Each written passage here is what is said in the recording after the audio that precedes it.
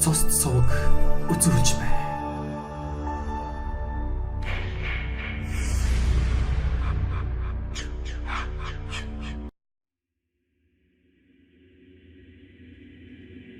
Ням өвгөн уган цагта яам тамгын газарт хариуцлагатай алба хашиж явсан тогтой томоотой нэгэн юм санаж. Гэвч тэрээр мөнгөн сорсуулсан өтөл толгойгоо ороосон нэгэн таагүй хэрэг өдүүлжээ. Нэгэн гэхэд шизүү юм. Тэрээр хоёр гэж хэлж болохоос хүчингийн хэрэг өдүүлж буурал толгойгоо шаажээ. Тэрээр баг залуудаа нутгийнхаа нэгэн бүсгүйтэй харнасан ч үрийн зулаа өнөрлөх хуй байсангүй. Тиймээс 40 иргэм наснда төрсөн дүүгээсээ нэг хүү өргөн авч өөрийн нэрээр өсгөн хүмүүжүүлсэн юм санаж. Эхнэр нь төрөлхийн ужиг өвчтэй түүнээсээ болоод үр хүүхэд ч гаргаагүй байсан нь нас явах тусам тодорхой болсоор 50 дөнгөж гараад л өргөмөл хүүгээ дунд сургуулийн 8 дугаар ангид төгсөж байх үед хорвоогоос хэлжээ. Энэ цагаас хойш ням өвгөн өргөмөл хүүгийнхээ төлөө л амьдарч гацгүй түүний сайн сайхан явуулахын төлөө хамаг бүхнээ зориулж ирсэн байна. Өргөмөл хүн ч аавынхаа энэ ачийг сүрхий хариулж сурлаг хүмүүжээс сайтай нэгэн болоод зогсохгүй их сургуульд суралцж байх хугацаанд Японы нэгэн их сургууль шалгалт төгөнд тэнцэж тэтгэлгээр сурахаар хилийндээс алхсан юм санаж. Ганц хүн нэгэнт хүний дайтай хүн болж хөлн дөрөөнд гарн ганцхан төрсэн учраас ням өвгөн ганцаараач гэсэн хачин дөдгөр амтэн сэтгэл хангалуун амьдардаг байж. Гэтэл хүн Японд очин суралцаад хэдэн сар болсны дараа аава би энэ дайтайхан ажил олсон. Энд оюутнууд ажил хийх боломжтой байдаг юм байна. Ажил жилбэг олддог юм байна.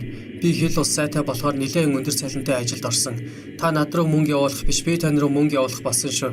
Та миний явуулсан мөнгөө дуртай юм авч дураараа өрнүү яана өөрөө мэдээрэй гэж ярьжээ.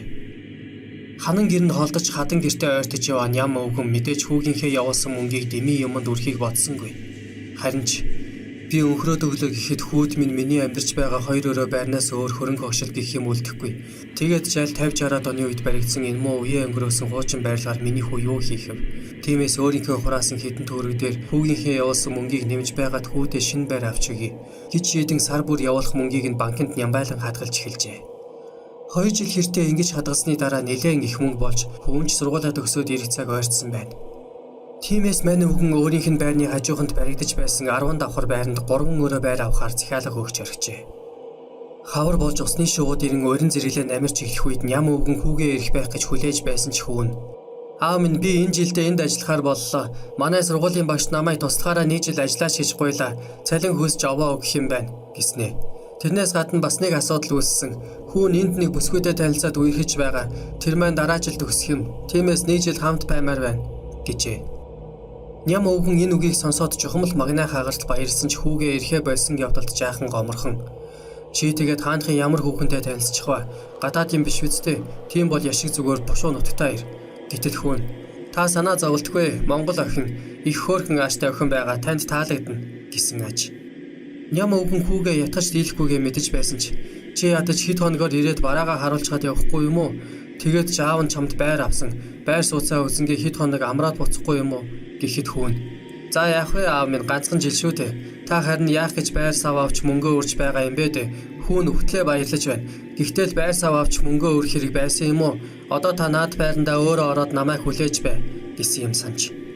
Ням өвгөн тэгмэгцэн. Би ороод яах вэ? Харин аятайхан хүнд хүслүүлдэг юм уу? Эзэнгөө байлгаад дэмий байх. Чи харин зөвшөөрөх юм уу? Гэвэл хүүн. Та өөрөө л мэд гэжээ. Ингээд ням өвгөн нэгэн ташиглалтанд орсон хүүгийнхээ байрыг хоосон байлгаад яах вэ гэж бодон хүнд хүслүүлэхээр зар өгчээ. Чухам энэ зар мань өвгөнд лай болон чинээ яаж санах билээ? Зарын дагуу янз бүрийн хүмүүс хандсан боловч хашир өвгөн хүүгийн маань байрыг янз бүр болгочихж мэднэ гэж бодон шилж сонгосоор нэлээд цэвэрхэн нямбай байрын залуу госыг хагас жилээр суулгах гар болсон байна. Ингээд байрны хөс мөнгөө өгөлсөж авалсан албан ёсоор гэрээ хилэлцээр хийснээс хойш 2 сар гарын дараа ням өвгөн нөгөө осод хүүгийн маань байранд ямар шухан амьдарч байгаа юм бол нэг орой байц гэж бодсоор ойрхон яваад орчээ. Гэтэл залуугаас ямар нэг баяр тэмдэглэж байгаа бололтой идэ бодоо инээ таниад болчихсон сууж байж. Тэрнээс гадна хоёр залуухан хүүхэн ирчихсэн улаа бутраад сууж байжээ. Байр савнч цэвэрхэн аятайхан сайхан идэлж байгаа нь илэрхий байсан учраас өвгөнч та нар хүний байранд хүн цуглуулж архитлаа нариглаа энтэр гэж дургуйтсангүй. Та хоёрыг байр сууцныхаа мөнгө төгрөгийг өгч байгаа болов уу үгүй болов уу гэж санаа зовоод асуух гэж ирсэн юм. Ингээд бушуухан гарахаар ирэхэд залуу ир түүний баруун дохойноос тушиж аваад өө та санаа зовлтгүй бид найдвартай хүмүүс. Та нэгэнд орж ирсэн юм чинь бидэнтэй жаахан суу ид уу гэсээр ширээнд аваачаад суулгачихжээ. Цагийн сайхан дууж идэж инээж нэргэж явсан ням өвгөнч нүүр дүрэн инээмсэглэл тодруулаад залуустай мөр зэрэгцэн суугаад авч. Удсан чүгийн аргил бүдүүн хоолойгоор насны намар гадаа ирэхэд нартын жамыг ухаарах юмдаа хэмээн хөнгөнүүлж байсан аж. 60 гарч дал шахаж яваа гэхэд нуруу тэнгэр нүүр толгоор аятайхан хөвшин болохоор гэрийн эзэдтэй найрлаж суусан хоёр хүүхний нэг болох том нүдтэй аманцар байрын тархан бор хүүхэн ням өвгөнд шахаж суугаад л жигтэйхэн дайлынхаа ааш гаргасан юм санаж. Энэ үед өвгөний толгойд нэг л адын бодол ороод ирсэн учраас чи манай яманд нягтлан хийдэг байсан бурмаа гэдэг хүүхэнтэй их адилхан юм. Арай хамаатан сатан биш үсттэй гэд асуугаад авч. Тэгтэл хүүхэн айлхуу өнгөөр тастаас хөхрөн. Яана тийм үү? Манайхан дотор бурмаа нэртэй хүн байхгүй л дээ гэснэ. Тэр игчийн зураг танд байгаа юу харах юмсан гэж хэлсэн аж. Энэ үг чухамл ням өвгөний затнсан газрыг маажих шиг санагдсан учраас тэр чи нэрээ үзмээр байна нөхөө? Тэгвэл болно шүү. Манай яамныхын тэрэлжийн амралтанд амарч байхад авахулсан хачин сайхан том тод зураг манад байгаа.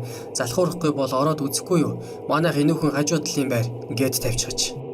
Тэгтэлж бүсгүй.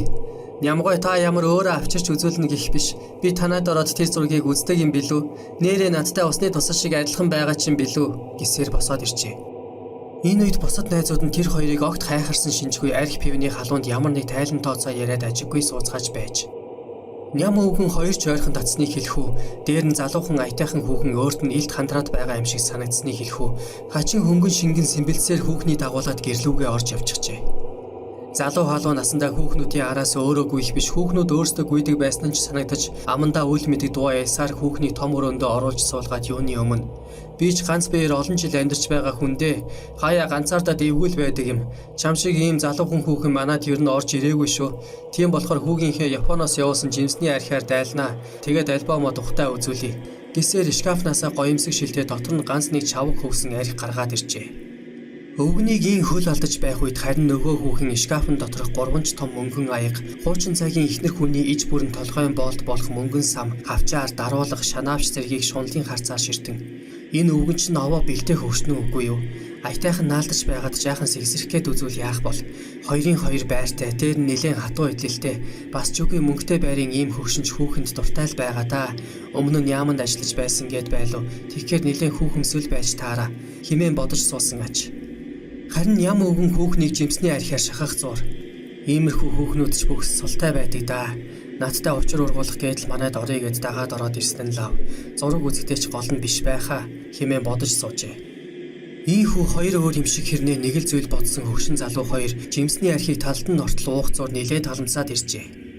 Өвгөн чинэрсэн нүрээ алгаараа шавтран арчаад босч шилчиг өрөөрөөгөө орсноо нэг нь том хөрөн альбом авчирсан бөгөөд хүүхэнч түүнийг нь тосон аваад ихний хууцыг нь сөхмөгцөөл ням өвгөний 36 татаа зөвлөлөд мэрэгжил дэждүүлэх курст сурч байхдаа улаан талбай дээр авахулсан зургийг харан дуу алдаж "Хүүе та чинь ямар сайхан залуу байсан юм бэ" гэдэл өвгөнийг мөрөөрө шүргээд авчээ. Ням өвгөнч хал үзэж халуун чулуу долоосон хүний жишгээр энэ боломжийг алдсангүй хүүхний бандгар ташаагаар тэврэг шахуу шахаж суугаад "Одоо ямар байна гэж би өөрийгөө толиотой хിവэр байгаа гэж боддог шүү" гэд аваад хайжээ. Гэтэл хүүхэн альбомыг нь нүүрэндээ нааж ирээд л тастаас хөхөрч "Та ямар алиа юм бэ" хэмээн айлгүйцсэн аж. Тэгснэ "Таны яриад байсан нөгөө бурмаач нь хаана байгаа юм бэ олоод өгөлдөө" хэмээн бараг л хилээ зажлахын халаг нялуурсан байна. Өвгөн нэлийн хідэн хуудас эргүүлж байснаа бөөнөрөө авахулсан баахан хүмүүсийн урд талын игнэнд яг голдон зогсох тарган бор хүүхнийг заагаад "Энэ байна да" гэсэн аж. Хүүхэн тэр хүүхнийг харснаа эхлээд "За арайчдээ эн чинь надаас шал өөр юм байна штэ" гэсэн ч удалгүй. "Нэрэ төстэй ч юм уу" хэмээн хэлжээ. Тэснэ мөн л өвгөний цээжийг мөрөөрөө явраад "Та хоёр хаяа зөхөлцдөг байсан уу" хэмээн илт садар самун асуулт тавьжээ. Энэ асуулт өвгөний тэсвэрийн дэлээг тас татах шиг л болжээ. Тэрбээр хүүхний босхор том хөхийг баслангаа хиймэл шүдтэй амаа нүүрэнд нь ойртуулан "Хэлээд юугүй. Чи яг тэрийг минь санагдуулаад байна" хэмээн өглөн дайрсан юм санаж. Хүүхэн эхлээд дугуйцэх маяг үзүүлсэн ч удалгүй өвгнээс алтаа руу гараа шургуулan "Таних босдог юм уу" гэж шивэнсэн аж. Ням өвгний эргэтэн хэдийн бостгоо босоод байж ядаж байсан учраас тэр өг дуугийн толгой төгсөөр том янхикар биеэрээ хүүхнийг даран унсан байна. Удалгүй өвгний эргэтэн залуу бүсгийн өмдөгт цоогдчихсан харьж яваа хүн гэхээргүй хачин даастай бүлж байсан бөгөөд хүүхэн ямаа ангалзуулан гиншиж байжээ. Гэхдээ энэ жаргал тийм сайхнаар төгссөнгүй. Ням өвгөн багтартлаа амьсгаасаар дур тавиад өндийх үед хүүхэн "Та ч ёстой муухай хүү юм да. Намайг согтоож байгаад хүчинд чихлээ шүү дээ. Одоо энэ асуудлаа яаж шийдэх вэ? Настай намтай хүн байна да нэг арга боцтон дээр байх та" хэмээн балхийд хэлсэн байна. Ням өвгөн чихэндээ итгэсэнгүй. Чи ч өөрөө хүсээд надад тал өгöd байсан юм биш үү? Химэн аргаа барсандаа бутан бол хүүхэн бүр цагаандаа харсан шинжтэй. Уучлаарай өвгөн гой минь. Би таныг хүснэ гэж юу байсан юм бэ? Зураг үзүүлнэ гэж гэртээ хуурч оруулж яриад арх хөвч согтоогод хүчинцнээ мэдчих байгаа үсттэй. Би одоо таны үрийн шингэнийг юмд шингэн авч баталгаажуулна гэсээр босоод иржээ. Ийм юм болон чинээ санаагүй ням өвгөн. Чи тэгж болохгүй шүүгөө. Би чинь нэр хүндтэй хүн. Намайг ингэж цусгүй алахыг чинь мэдсэн бол би юу гэж чамайг гэртээ дагуулж ирэх юм бэ? Яасан муухай хүүхэн бэ чи? Химэн зандрах хайдвал хүүхэн бүрч цамнаж. Би муухай юу та муухай юу шалгадаг газар нь шалгаад өгөх байлгүй. Ингээд үсгэцгээ янзлан гарахаар гутлаа өмсөд эхэлжээ. Өвгөн энэ үед сандраагүйгээрээ сандран. Үгүй чи байц хөөе би чамд мөнгө өгье. Чи хэдийг авах юм бэ? Ингээд орхитол хүүхний нүд үл мэдэг зөөн болж. Надад мөнгө хэрэггүй харин тэр эмэгтэй хүний өсний мөнгөн болтоо тэр чигээр нөгчих гэсэн байна. Мэдээж ням өвгөн зөвшөөрсөнгүй. Чи надаас мөнгө авбал үгүй бол бойл. Би чамд үе удам дамжиж ирсэн үнэтэй цэнтэй юм өгөхгүй гэснээр нэгэн хүчингийн хэргийн хавтас нээгдсэн байна. Өвгөний хэргийг хүлээж авсан залуухан мөрдөн байцаагч харин хаа очиж хүн чанартай нэгэн байсан учраас өвгөнийг шар махтай хатаач үеийг нь үзэх гэж бодсонгүй. Нэгэн удаа дуудаж уулзаад болсон явдлын талаар сонсоод л та тэр хүүхэнтэйгээ зохицохыг бод. Тэр хүүхэн танаас их мөнгө салгах санаатай байгаа байх. Хүсснийг нь өгөөд салж үз биш туслая гэж хэлжээ. Ингээд хэд хоногийн дараа хүчиндэгч ням өвгөн хүчиндүүлэгч хүүхэн хоёрыг хоёулангийн дуудан уулзаад эвлэрлийн гэрээ байгуулан хин хинэн гомдолгүй гэсэн гарын үсэг бүхий албан ёсны нэг бичиг мөн хүүхний нэгсэн юугч өгөхөд бэлэн байна гэсэн ням өвгөний гарын үсэгтэй албан бус нэг бичиг хийлгэж аваад хэргийг хаан явуулсан байна. Ням өвгөн хүүхний дагуулan гэртээ хайрч хүсээд байсан эмэгтэй хүний толгой мөнгөн болтыг өгсөн бөгөөд энэ үед дотроо ихэд хорсон бухимдаж гутарч байжээ. Тиймээс хүүхэнд хандаж чи надаас маш үнэтэй юм авлаа шүү. Чиний авсан наад толгойн болт чинь хошуу ноёны хатан байсан хүний юм шүү. Уг нь ганц удаа тэгсний төлөө ийм үнэтэй юм өгмөөргүй л байгаа юм да гэж цаанаа л нэг 100 хэлжээ.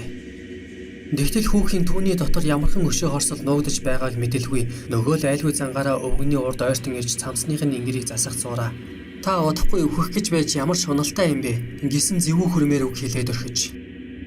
Угаасаа уурлан бухимдаж байсан өвгөн энэ үгийг төвчсөнгүй. Хүүхний буулган дээрээс огсон татаж аваад нэгэнтэй л хүчинснээр зүүсэн юм чинь чамайг ер нь өөрийн таваар хүчинтнэ гэд буудан руугаа чирж аваачаад амруун тоосны альчуурч ихэж хоёр гарыг нь тэлээгээр хүлж байгаад ёстой жинхэнэ хүчинтэж орхисон байна. Мэдээж насан дээр болсон хүн ахин дахин ноцсон дайраагүй тодорхой.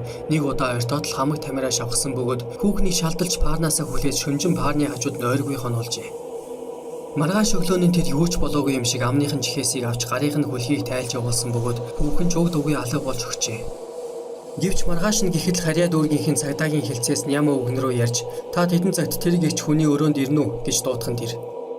Алт мөнгө арх дарс авгай хүүхэн 3 эр хүнийг балладаг гэдэг үнэн ажгүй. Ням өвгөн нэг хүнийг 2 удаа хүчинсэн хэрэгээр нэлээд чангахан ял хүртэж нэр нүр хамаг юмаа шаварт хотгосон ч цагтаа гайгүй ажил эрхэлж олон хүнтэй ойр дотн нөхөрлөж явсны хүчинд арайч шоронд орчхолгүй салсан юм санаж.